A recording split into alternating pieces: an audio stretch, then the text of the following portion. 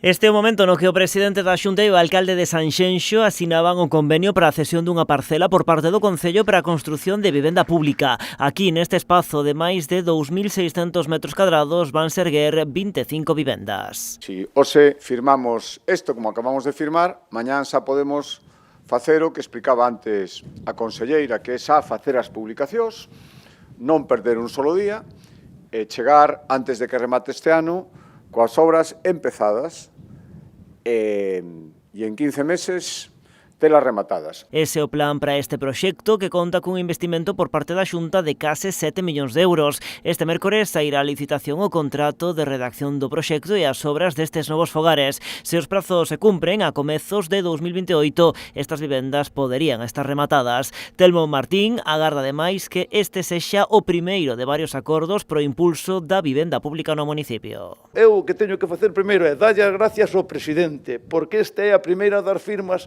que estamos facendo neste mandato de vivenda pública, pero eu creo que esta é a primeira de outras que teñen que vir próximamente, espero. O presidente da Xunta comprometeuse a ir estudando as distintas opcións que o Concello lle vai presentando para seguir impulsando vivenda pública en Sanxenxo. Faremos máis anuncios aquí, sempre cando o Concello siga colaborando como está colaborando, todos coñecedes a Telmo, e se lle mete algo na cabeza, vai no facer.